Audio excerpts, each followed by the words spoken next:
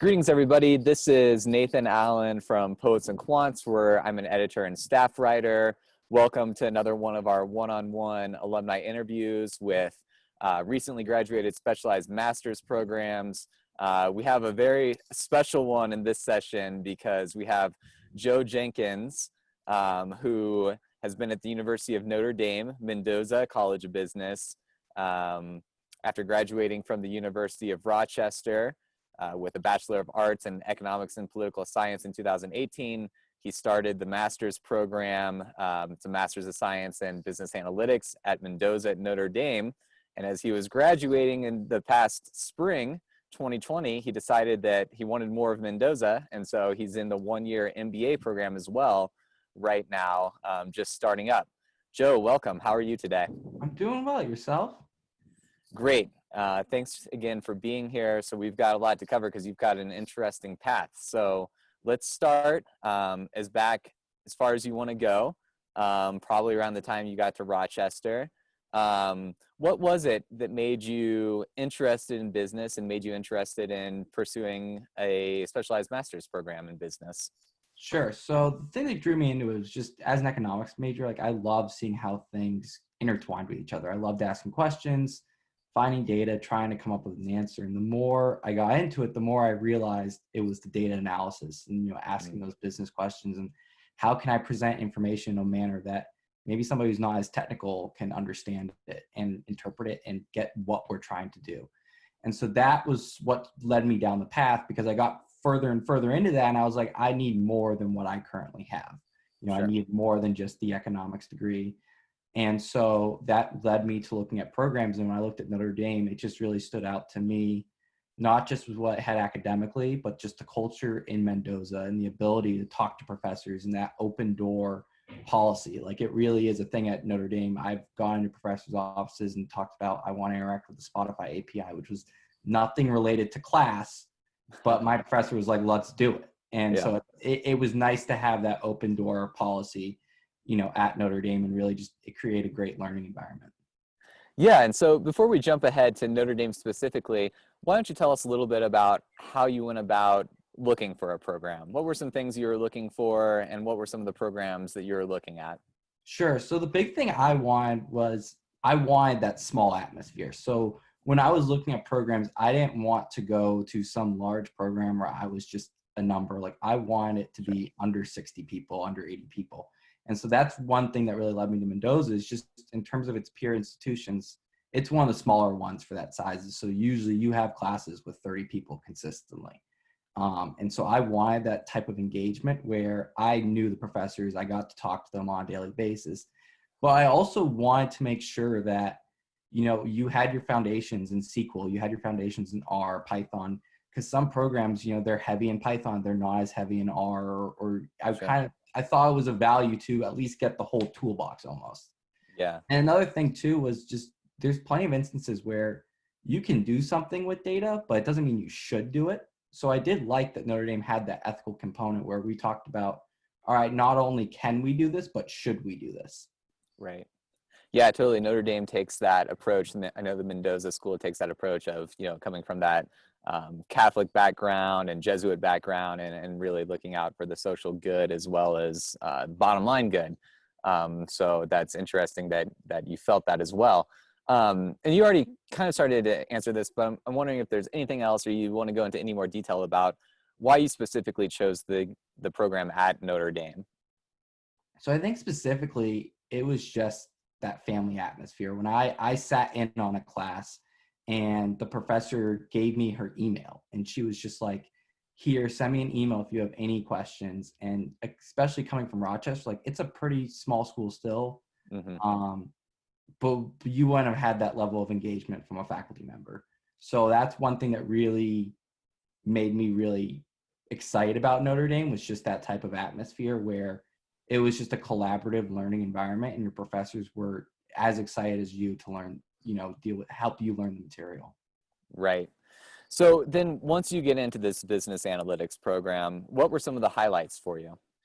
So I think the highlight for me was the capstone project. It was really a summation of everything together, and being able to work with a client one-on-one and knowing what I've learned in this past year is now being implemented at a company that was being, is traded on the stock exchange. So I worked with a transportation logistics company.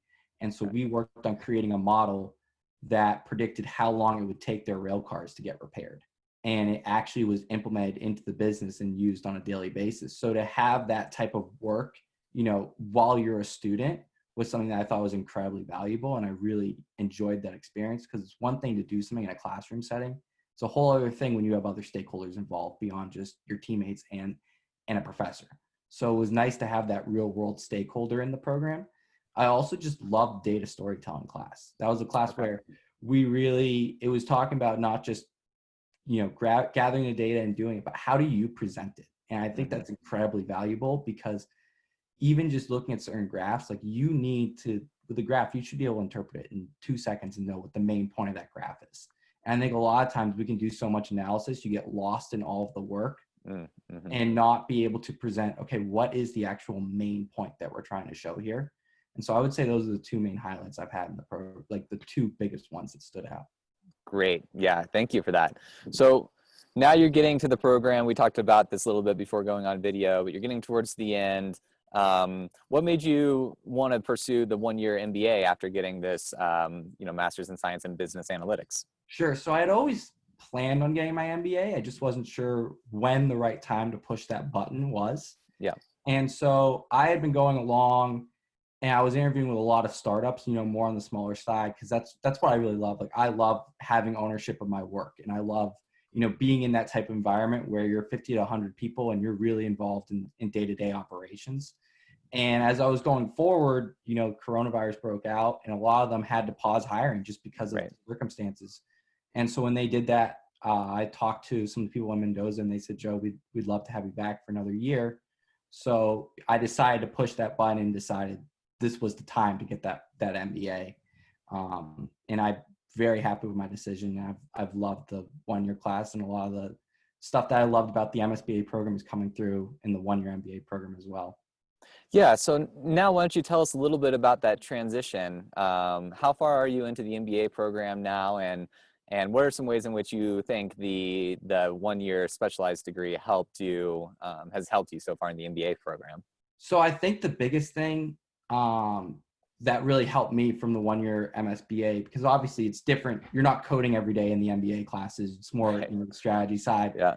But it's the ability to present data and present the main point and really get that across. And while maybe I might not be making a graph, but I think compared to some of my counterparts, you're able to synthesize what's the main point and get that across quickly.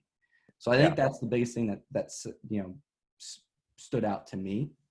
In terms of how far I'm along, so we have a summer session, and then you go through and you pretty much join. That's a pretty intensive summer, and then you join the second years in a lot of their elective classes.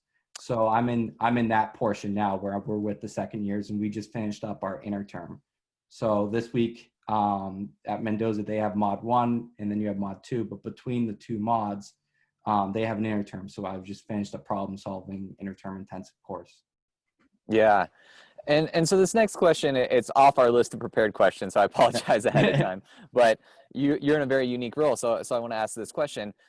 Culture-wise, in terms of your classmates, what are some of the biggest differences between the MSBA and the MBA? If there are differences, there might not be any. So I think there definitely are differences in the sense of, it's a tough question to answer in the sense of, everyone's still collaborative, right? Like, we're still working in problem solving, but you're touching problems differently. Okay. So in the MSBA, you're synthesizing data, and you're essentially the person in the room who's trying to break things down for people who might not understand the technical background, but know that we need to have, take that capstone project. Most of the people did not understand the machine learning model that we ran, to come out with our output, but they all understood we need this implemented. Whereas in the MBA program, it's a little more hands-off in that sense, because you're more on an overall strategy side. So how you might be in that room, and our big idea is, let's create this analytical tool that's going to help us in our bottom line. But no one in the room we're not going to dive into that subject of what actually does this analytical tool compose of, and how do we make it work. So it's more from an overarching, overhead look, I would say, is the general differences between the two.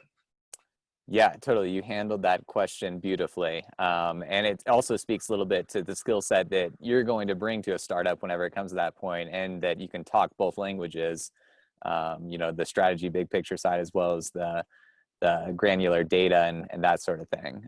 So that I feel like that's going to be definitely a plus for you moving forward. So let's talk about, lastly, our last subject, let's talk about applicants. What's some of your best advice, if you have some tidbits that you can share with undergraduates who are considering just going straight for the specialized master's program like you did? I think the biggest thing is, one, assess what you want in a program.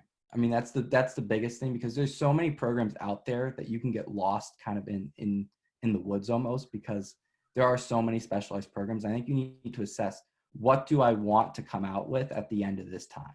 So I think that's the first thing that I asked myself, when I was going through the process, and that helped me, narrow out some of the clouded noise. Yeah. I think then once you get that figured out, it's best to just engage with the communities, and you'll really get a sense. Obviously because of COVID, people might not be able to go to campus, but you can still, sit in on virtual hours, and it sounds cliche, but you do get a sense, because ultimately, like, this is a big commitment from you, not just time-wise, monetarily. I mean, you want to make sure that you end up in the right situation. Right. And on top of that, I think a lot of times the admissions staff, they know, like, I know Stephanie Brown, like, she reflects a lot of what the MSBA program was like at Notre Dame, because she ingrains herself in it. She sees she doesn't just end, you still see her around Mendoza. And so she has a good understanding of what works well for people at Notre Dame, and, what type of people would be good applicants and then good, in the program. So I think really just engaging with with the staff as much as possible, just so you can get as much information when you're making the decision. Totally. Yeah. And then lastly, because we have just a couple more minutes left, what advice do you have for students who might be intimidated going from undergrad to a master's program, especially at a different school? They're potentially moving to a new state, jumping up from undergrad to master's. What's kind of some advice you have for somebody who might be intimidated by all that? So I think the biggest advice I would say is, one, just take it slow, think slow, and it leads you to just don't overthink things. Take time to Google, get a sense of the area, and understand that a lot of times some of those big issues you have when you initially go to a new spot, in the long scheme of your time there, it's not going to be. You're going to be able to figure out, okay, where do I get my coffee? Where do I do this? And you can do that today. Now you can Google that information and get that. And I think that helps if you just get a semblance of order first and know where you're going to be. And I would just say, try to just make yourself familiar with the surroundings as much as possible. And also don't be afraid, because especially at least in my experience, everyone is so collaborative. Like, nobody wants somebody to fail in the specialized masters. You become very close to your cohort, and people are there for you when you need help. So I would just say, don't be afraid. Yeah, great. Thanks very much. Joe, any final thoughts or things that we might have missed that you think is important to you and your path at Notre Dame? I don't think so. Okay, great. Well, Joe, thanks very much for your time again. This has been Joe Jenkins, who got his Master's of Science in Business Analytics from the Mendoza College of Business at Notre Dame, and now is in the one-year MBA program. Joe, thanks. Thank you. Have a good one. All right, everyone, this has been Nathan Allen for Poets and Quants on our one-on-one alumni interviews. Thanks for viewing.